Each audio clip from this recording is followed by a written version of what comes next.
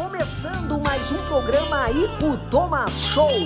Toda semana, entrevistas inéditas e exclusivas com entrevistados super conectados e histórias fascinantes. Inscreva-se no canal.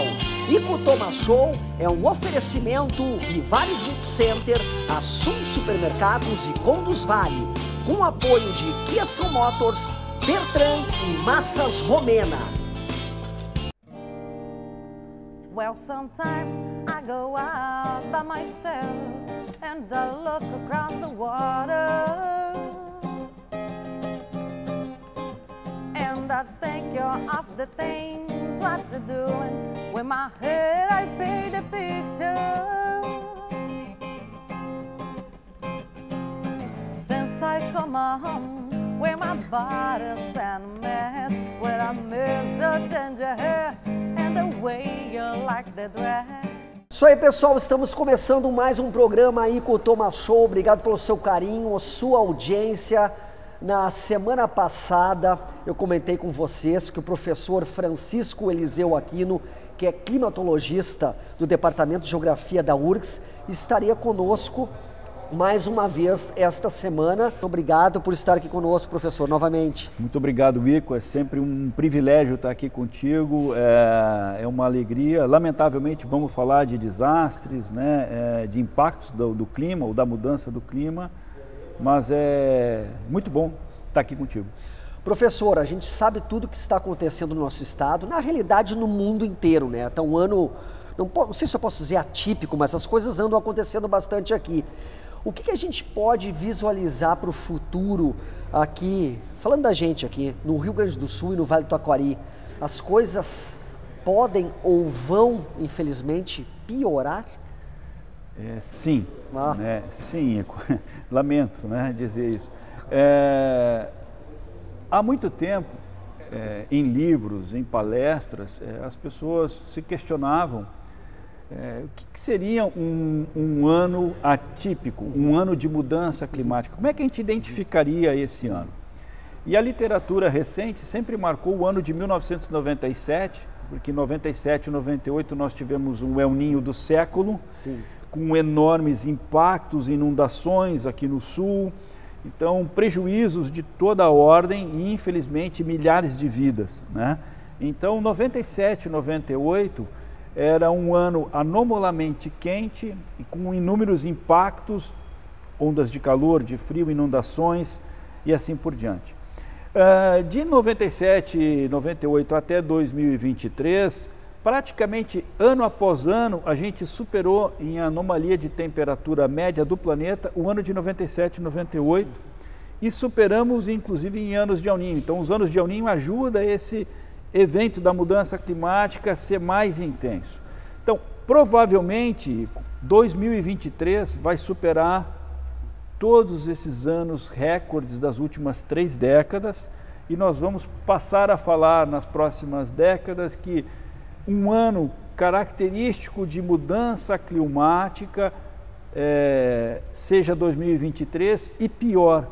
A maior parte dos eventos extremos que a gente viu em todos os continentes, a gente está usando um termo que não é nada científico, nada técnico, que são eventos que se tornaram selvagens pela magnitude, pela intensidade e como eles passaram acima das curvas piores daqueles cenários difíceis que a gente tinha para pensar. Então, por isso, olhando as últimas 3, 5 décadas, o que o oceano do planeta Terra já estocou de calor, ele vai levar 100 ou mais anos para liberar, significa que ele sustenta sozinho a mudança climática que nós causamos daqui para frente, sem dúvida alguma. Estava previsto isso, professor? As pessoas tinham noção do que poderia acontecer? Pergunta difícil, Ico, tá?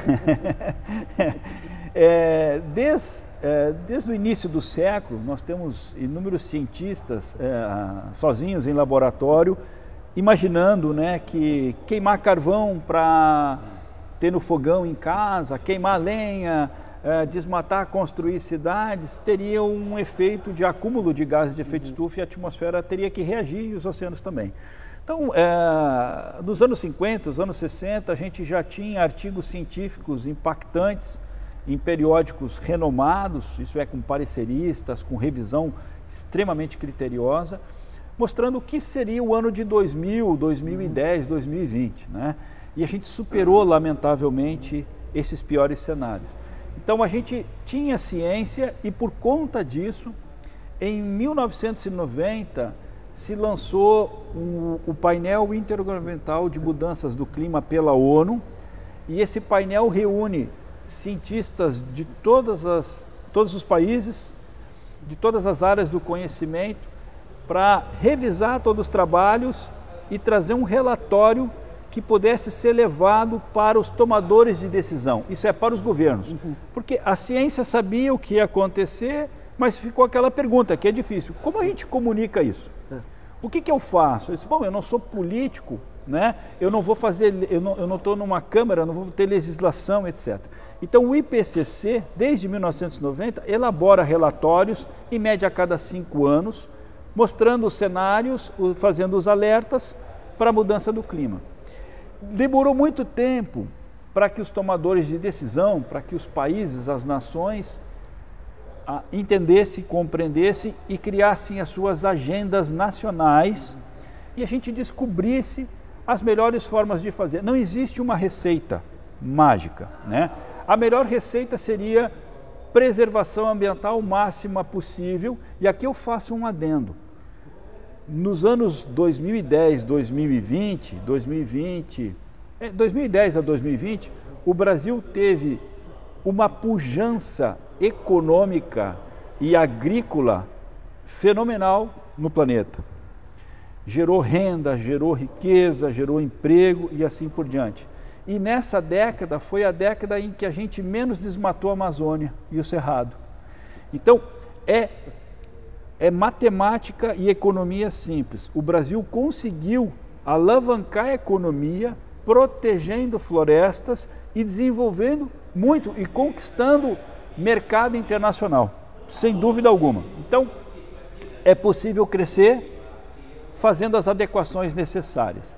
Aí, de novo na tua pergunta, voltando, a essência é: os tomadores de decisão no mundo, eles têm dificuldade em aceitar, dificuldade em compreender. Cada país, cada nação tem uma visão, né? Muitas nações, as pessoas acreditam que existe um salvador e ele vai mudar o curso das coisas, né? E óbvio, como é que eu vou dizer que não existe um salvador? Não é minha função essa, né? Mas do ponto de vista da ciência e da tecnologia, a gente mediu e disse, então, a gente tem relatórios e, lamentavelmente, os relatórios mostravam cenários ruins, e a gente está vendo em 2023 que esses cenários piores surgiram, eventos que a gente está chamando de selvagem nesse momento, porque eles realmente nos deram uma lambada, vamos dizer assim, né? Diz, olha, se vocês seguirem nesse caminho, piora, né? Então presta atenção, né? Professor, o mundo, claro, está vendo o que está acontecendo aqui no Rio Grande do Sul. O senhor deu entrevista até para a BBC de Londres, né? O que o pessoal está achando? Como é que eles estão vendo isso que está acontecendo aqui no estado? O que estão comentando? Olha, nós cruzamos o inverno de 2023, foi o inverno mais quente da América do Sul, foi o inverno mais quente dos últimos 100 anos para o hemisfério sul, foi o verão mais quente para o hemisfério norte, sem dúvida nenhuma, e assim por diante. E inúmeros eventos, Japão, China, Índia, Egito, Europa, Canadá, Estados Unidos, onde você procurar, um evento extremo muito impactante ocorreu. E os oceanos bem mais quentes e assim por diante. Bom, o que aconteceu no Vale do Taquari, ele foi realmente devastador, porque ele destruiu cidades inteiras. Ele destruiu história de famílias. Ele levou pelo menos 50 vidas. Então, como você mensura um prejuízo de vidas, cidades, cultura.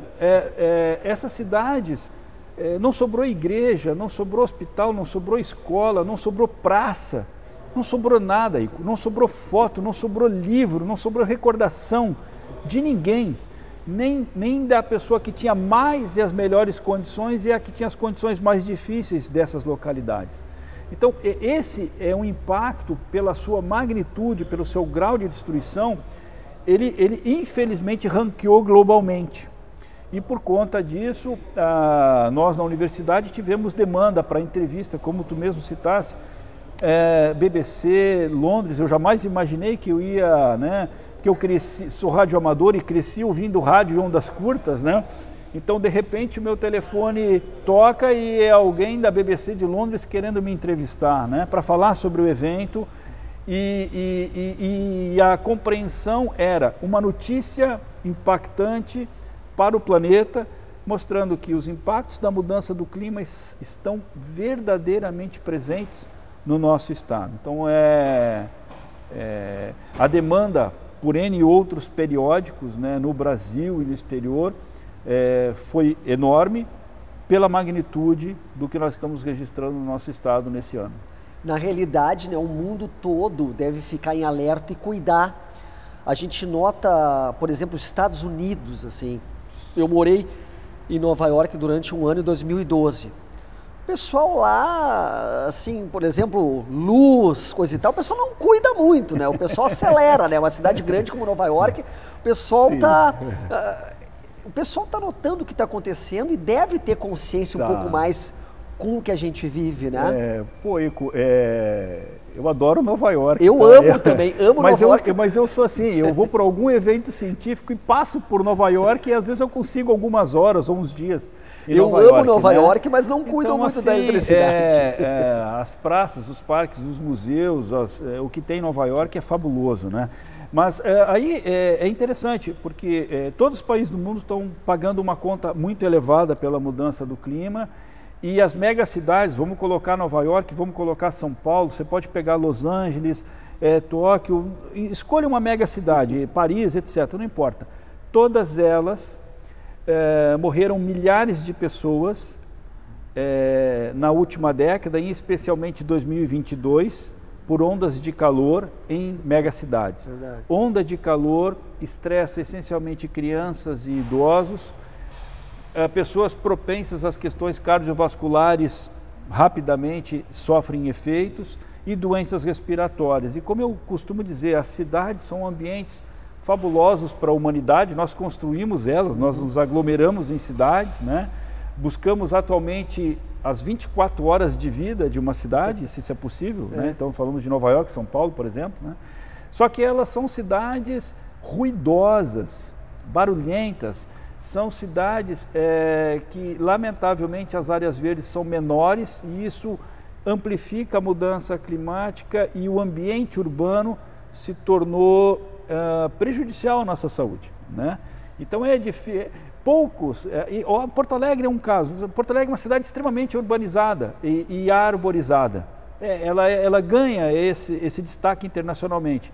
Mesmo assim, a gente já percebeu que falta muito mais árvores em Porto Alegre, porque a gente viu que, ao longo do último século, as cidades ficaram mais quentes, as noites ficaram mais quentes, as ondas de calor que duravam alguma semana no início do século em Porto Alegre, Buenos Aires e Montevidéu, hoje duram meses.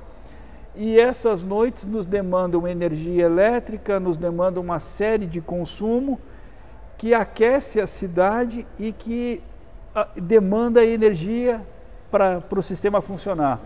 Então a gente precisa rapidamente pensar o ambiente urbano e adequar com painel solar, mais sacadas verdes, mais os tetos, os rooftops verdes, quer dizer, maior ajardinamento. A gente precisa, isso é bonito, isso nos faz bem para começar, né? Não estamos desejando nada difícil e nada ruim para quem mora em cidades, né? Para ajudar a amenizar os impactos, as décadas futuras. Perfeito, estamos recebendo hoje aqui no ICU Thomas Show meu querido amigo professor Francisco Eliseu Aquino, que que é climatologista lá do Departamento de Geografia da URGS. Fizemos um rápido intervalo e já voltamos.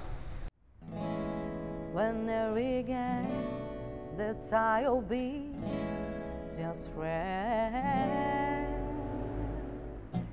It's never safe for us that I even get an even, 'cause I've been drinking, not in the morning,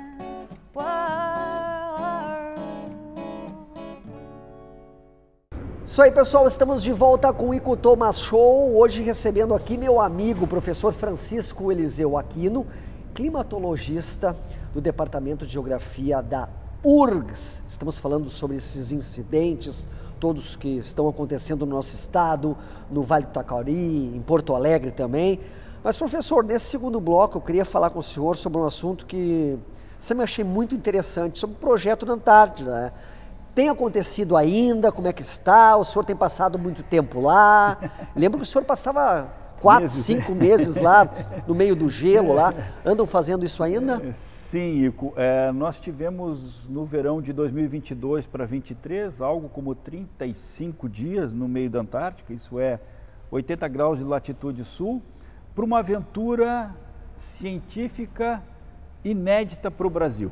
Olha só que legal. Nós construímos aqui na cidade de Portão, encontramos uma indústria que fabrica caminhões frigoríficos e nós convencemos o engenheiro, a equipe da empresa e o dono da empresa a transformar um caminhão frigorífico em um módulo científico em que os menos 30 ficariam do lado de fora e nós quentinhos dentro, né? Então nós construímos um módulo científico aqui, na cidade de Portão, levamos para a URGS aqui na universidade, equipamos com painel solar, turbinas eólicas, sensores de meteorologia, sensores de medir CO2 da atmosfera, bolamos um sistema de elevação pesando quase 2,5 toneladas, colocamos num avião da Força Aérea Brasileira, um KC-390, aliás, um avião produzido pela Embraer, né? Colocamos toda essa carga aqui na base aérea de Canoas, voamos Pelotas no dia seguinte a Punta Arenas, sul do Chile, e depois em dezembro voamos para o meio da Antártica em um outro avião cargueiro, e lá de trator montamos esse módulo científico que está lá funcionando 24 horas por dia. Sensacional. Coletando dados e medindo a intensidade da concentração de CO2 na atmosfera, as tempestades dos ciclones, essas tropicais que estão entre o sul da América do Sul, a Patagônia, o mar de Weddell e o Atlântico até a nossa casa aqui em Porto Alegre. Então é um projeto que deve durar uns 10, 20 anos, essa é a nossa expectativa, para exatamente entender o que a mudança climática gera na Antártica e como a Antártica responde a isso. E nesse caso, já posso dizer que se alguém percebeu que as tempestades associadas aos ciclones estão mais intensificadas, é porque por causa da mudança do clima, nós recebemos em eventos mais extremos massa de ar de um oceano mais frio da Antártica, rivaliza com o calor e as tempestades ganham vigor no nosso quintal. O senhor está indo para lá quando novamente? Já tem previsão? A gente tem a previsão de retornar. Bom, o meu sonho era voltar no final de 2023 para 2024, né? Para ver como está o projeto, fazer a manutenção necessária, mas nós só vamos conseguir recursos e as condições para levar uma equipe da universidade para o interior da Antártica no verão de 24, 25. Professor, conversamos há um tempo atrás aí, ó. Ainda está em pé, eu quero ir junto uma hora dessa, professor. Meu sonho ficar lá um mês lá no meio, só no meio do gelo. Olha, as nossas atividades, por incrível que pareça, no verão, Ico, tu ia adorar. Primeiro que eu sei que tu gosta de neve, né? Adoro. Isso, né? Então, a gente fica acampado em barracas, sem aquecimento, ao redor de menos 10 graus Celsius, nas barracas. Então, barraca banheiro, barraca cozinha, barraca dormitório e o módulo de pesquisa, aí sim a temperatura está em torno de 12, 14 graus positivos, aí tem bancada, aí o computador funciona, tudo funciona com energia eólica e energia solar. E dá para levar um vinhozinho, professor? A gente sempre leva. Não, porque eu quero levar uma garrafinha. Não tem como. Você pedir para uma equipe de uma expedição polar 30 dias no meio do nada. Onde a gente fica, o meu socorro mais próximo está no mínimo, que é a estação Amundsen Scott, no Polo Sul, está de avião, né, se eu precisar uma emergência médica. Tá? Então, a gente 30 dias sem banho, sem água encanada, sem as benesses de uma casa, como a gente está acostumado na nossa vida, sem uma boa alimentação e, claro, sem um vinho, né? Pouco, a gente bebe pouco. Sim. Porque a gente não pode perder a sensação, né? Porque a gente tem que saber se está aumentando o frio, claro, para proteger pé, mão, etc. Claro. Né? Então a gente procura... uma tacinha ali vai, né? Geralmente na janta, quando o colega, que nós mesmos preparamos tudo, né? O colega do dia, o colega que está de serviço no dia, né? Está preparando a janta e ele diz, olha, tal hora a janta pronta, todo mundo está pontualmente, porque a janta esfria muito rápido. Verdade. Né? Então, você está sentado numa pedra de gelo, né, vamos dizer assim. Então, nessa hora, uma taça de vinho dá aquela enorme boa sensação e diz assim, eu fico aqui mais 30 dias. E aí a moral levanta. E a gente, e claro, eu já passei mais de 90 dias em acampamento nessas condições, né? Então, quando a equipe é bem treinada, está todo mundo aceitando as dificuldades, né? E às vezes o vento é 100 km por hora e a sensação térmica vai a menos 47. Então isso é terrível, né? Então você só consegue ficar dentro da barraca ou dentro do módulo, né? Então aí nesse momento você corre para música, ouvir música, ler e muita conversa fiada. E se precisar algum socorro, quanto tempo está a estação mais próxima? Bom, aí depende. Eu vou pedir um socorro por um telefone via satélite. A estação científica do Polo Sul, Amundsen Scott, é a estação mais bem equipada, mais próxima de onde nós estamos com o módulo Criosfera 2. Paralelamente, existe uma empresa privada que faz logística de expedições e até para turismo no meio da Antártica. Essa empresa também possui aviões para pousar na neve, no gelo, né? Pode fazer o socorro, mas aí aquele detalhe, tem que ter condições de operações aéreas nesse lugar remoto que não tem pista para aeroporto, não tem sistema de resgate, não tem oficinas né, próximas, né? Então tudo é mais sensível, mas é sempre bom destacar que nas últimas décadas em que a gente tem atuado no meio da Antártica, nada difícil aconteceu. Planejamento, seguir a risca, como a gente brinca, né? Ser Joãozinho do passo certo, né? Assim, faz o que está planejado, não precisa correr riscos, que a gente leva bem esse tipo de expedição em lugar remoto. Aliás, a Antártica é o lugar mais frio, mais inóspito, mais ventoso e mais isolado do planeta Terra, absolutamente falando.